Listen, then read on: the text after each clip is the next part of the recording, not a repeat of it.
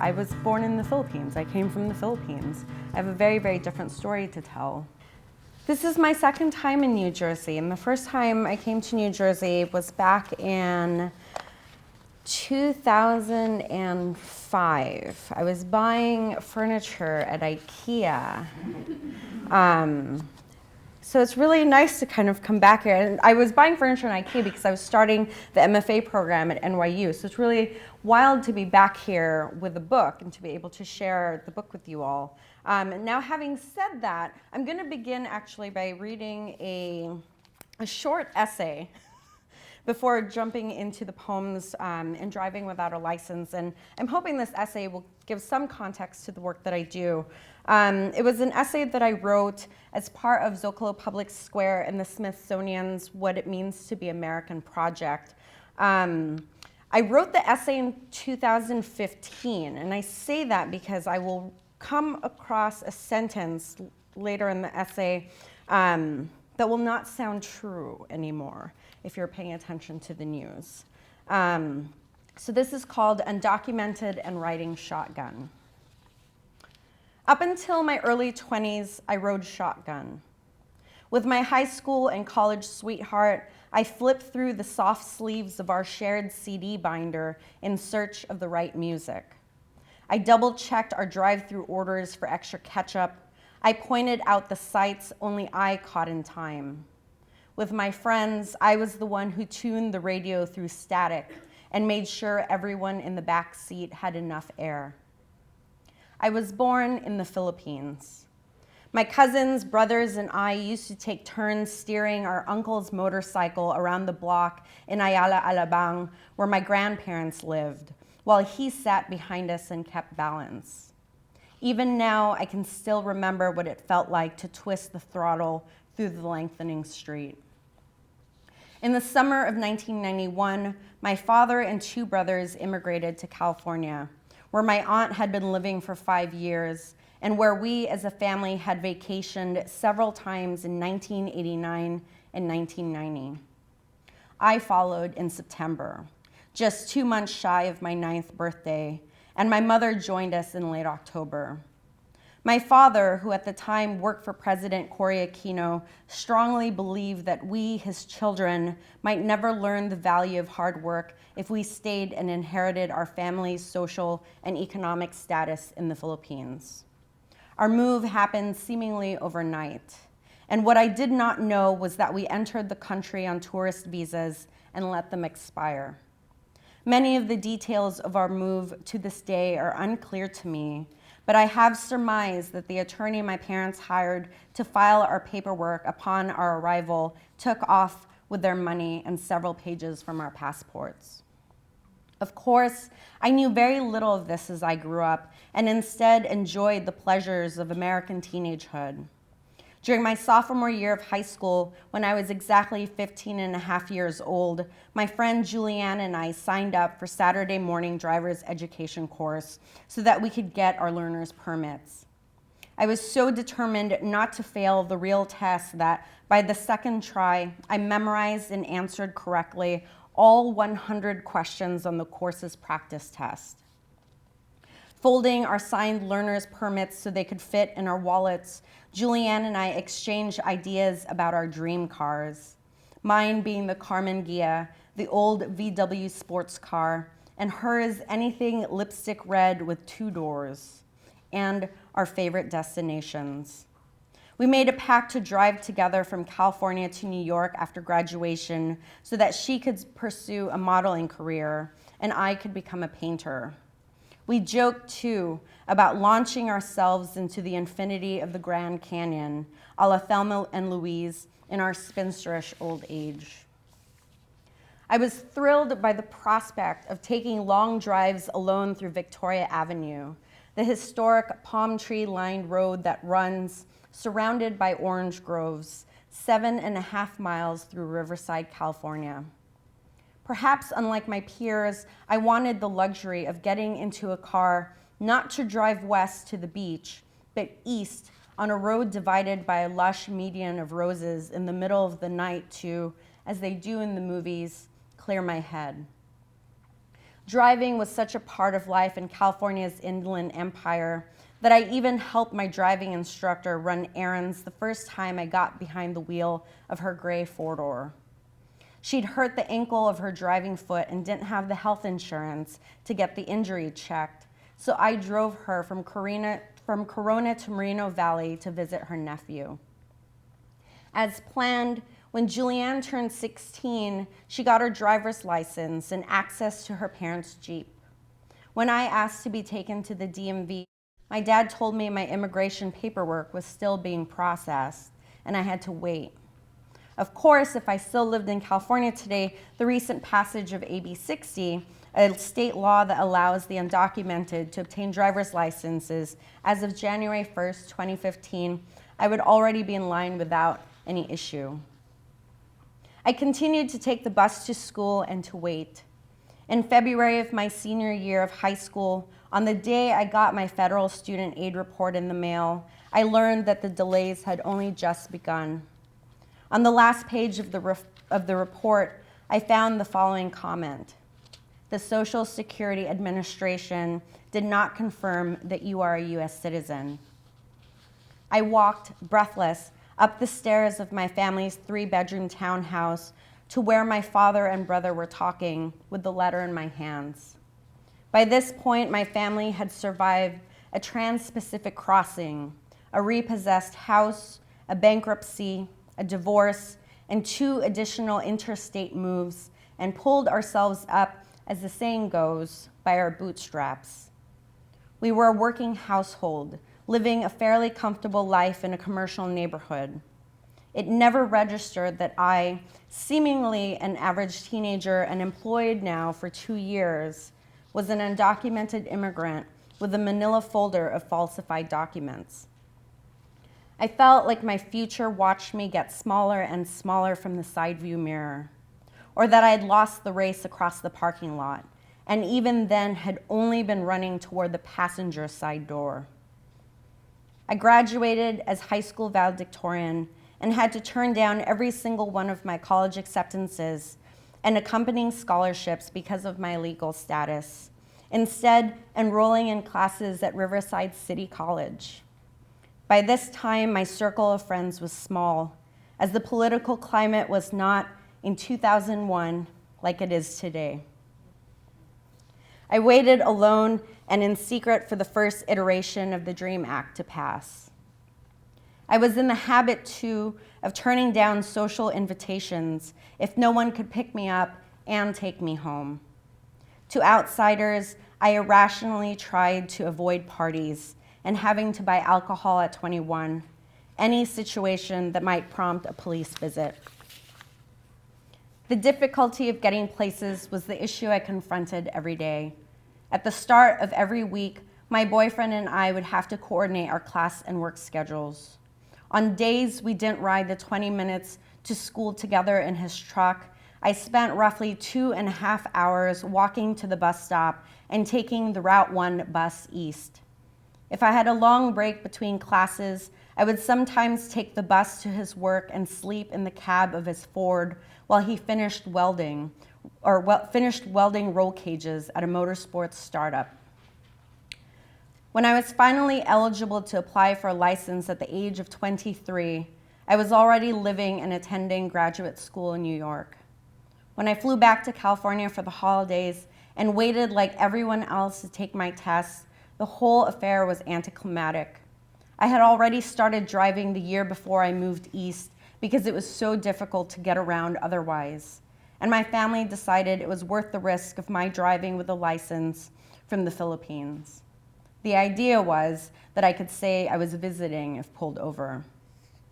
Living in New York, where I commuted by subway and sidewalk, I did not need a car. Besides, I had learned by now that a license was not going to keep me from figuring out how to experience the long-awaited open road, in the spirit of the poet Walt Whitman, on my own terms. The fall semester of my second year of community college, I convinced my boyfriend to accompany me on a week-long trip to San Francisco.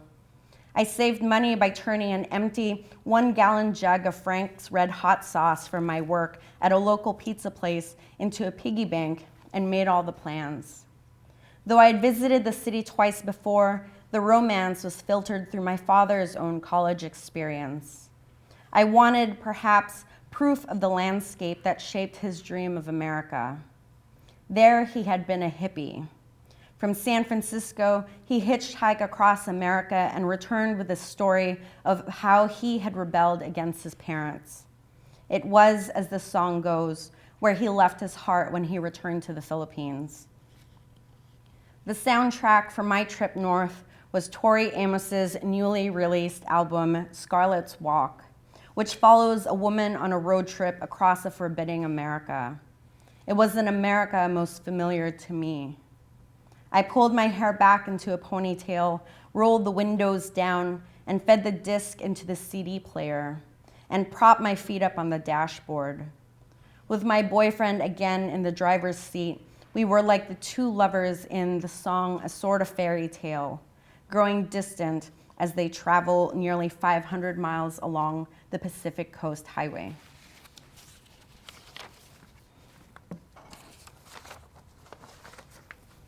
So now for the poems.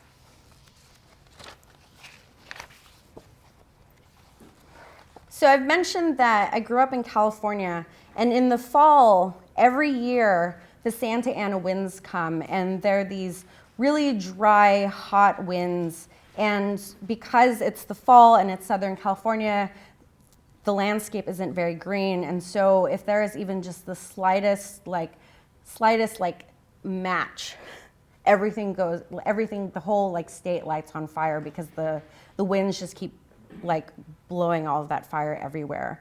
And so this poem is kind of set in all of that fire. Leaving the nonprofit immigration lawyer's office, 2001. When the car drifted from the Santa Ana winds, I switched off the radio and pointed at the street poles swaying over the two-way stretch like palms. All night, the wind brushed dry the hills with fire, and I kept driving, his hands steady out the window, taking snapshots of the red whipping rings. I power rolled the windows down and let the smoke grass scent seep into the upholstery, circulate coyote and bird song through the air vents. Can you smell the burning mustard plants, the foxtail and foxglove weeds on my skin? I asked, hands open, the wheel orbiting under my palms. Watch when I let go, I demonstrated, knuckles loosening around the leather, the car coasting left with pollen and butterfly debris. We'd be pitched into the brush glare, I warned, if I let go completely. We'd grate the chain link fence and itch the ashen shrubs. I shuddered slow at tumbleweeds storming the undercarriages, storming the road. B said, right, like you'd let go.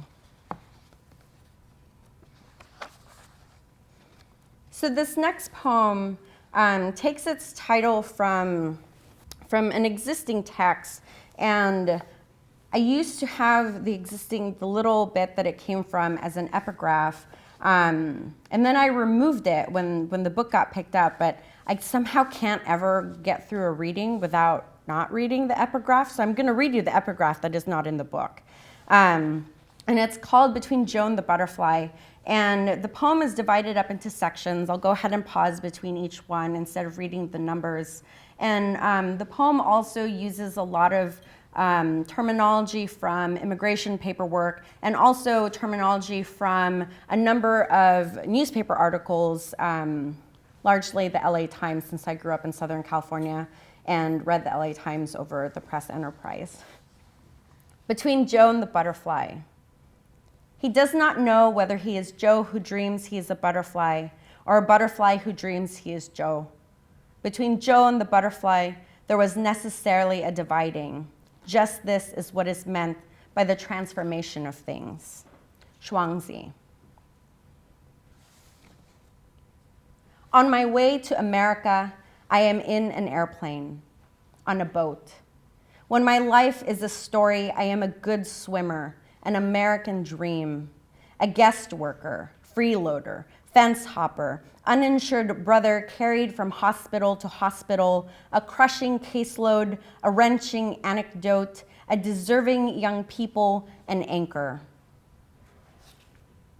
Before anyone finds me, I am heartwood exposed by lightning, by the young Republicans, by newscasters playing Find the Illegal Immigrant, Find the Unwed Single, the Crier, the spouse battered by a U.S. citizen's spouse, find the widower, the one you will petition to marry, the headless bodies in the Arizona desert. I hear they raid when you're naked, in bed, packed like a sardine, pillows tucked around you, I hear like dogs, like alien relatives. While you cry and hug, they swarm, they axe your back door. The trunks of trees, they axe the wild terrain, the scrub, the rapid succession of sounds I make when I walk alone and sweaty and hardly myself in the dark where a man migrating, suffering great pain is found hanging from a tree later charred. According to eyewitnesses, I am the same crazy, lost on my way to the dead man's tree, to the hollowed tree of the Virgin, in the valley of the lost ones, in the wilderness, stripped of my underwear, for the money stitched into the seams, for a mental status evaluation, a physical examination to include complete disrobing. Worse than genital herpes, the situation with these illegals into the microphone, says the interviewee. I, the undersigned, am not a communist, am not likely to become a public charge. I understand I do not traffic other humans, recruit child soldiers. I do not seek to practice polygamy, engage in espionage, in ordered genocide. In items A through L, I do not have to reimburse the school. I do solemnly swear if I am not who I say I am, I may subject me to permanent exclusion.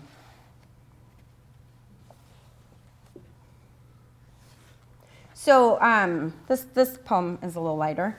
I mentioned in the essay that I had worked at a pizza place, and this poem is actually set in a pizza place, though I think of the speaker in the book as being someone who is a version of me, and not exactly me, though I've clearly given her some of my early jobs.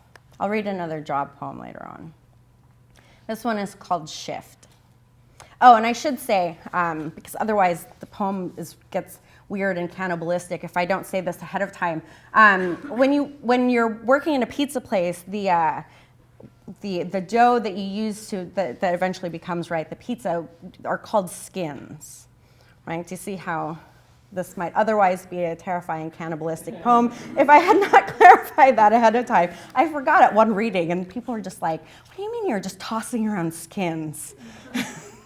Shift. I made my way around the front to clock in, washed my hands, dried them, tied my apron strings. I pulled an extra large skin off the tray and coated both sides with flour. I laid the risen dough backside up and pressed out from the center with the heel of my hand. I flared it in the air, my left arm spinning clockwise and my right counter. I topped it. I set the timer.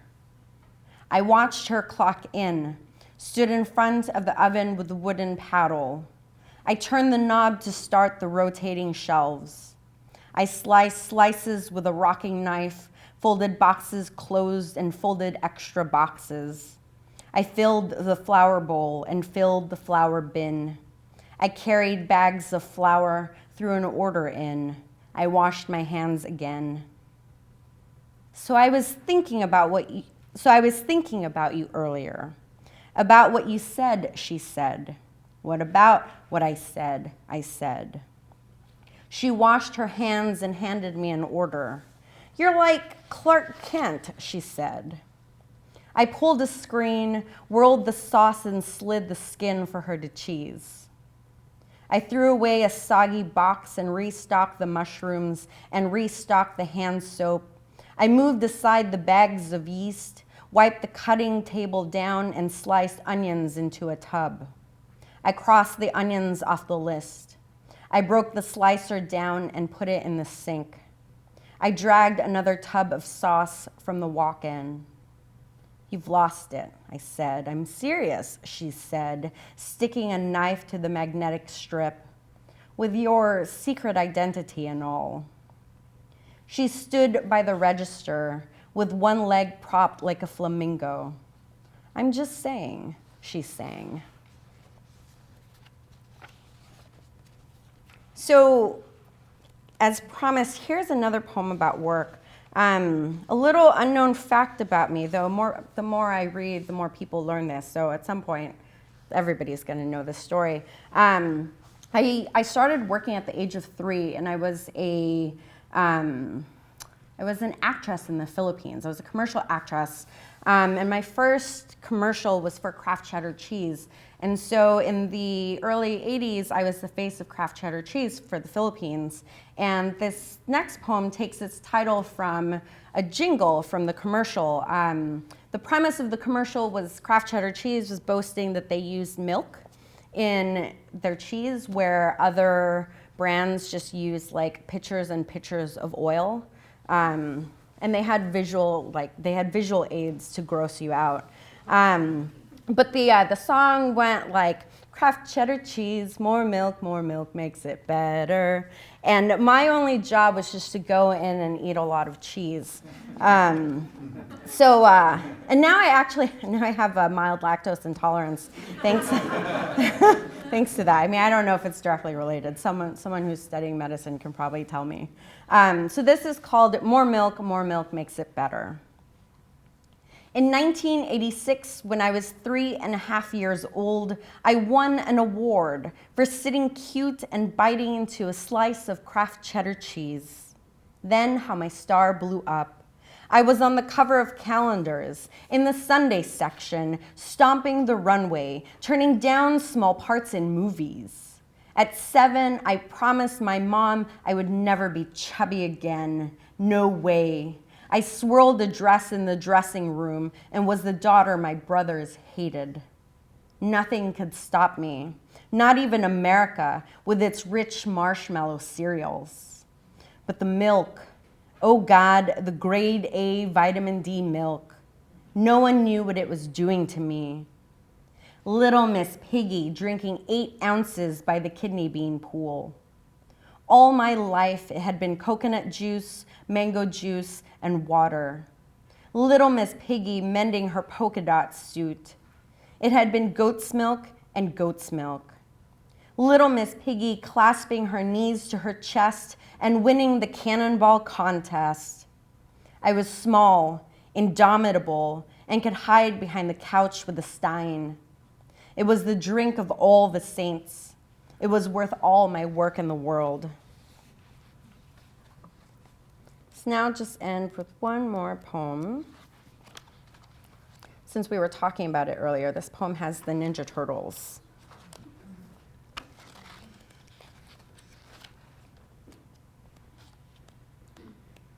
It seems there we are.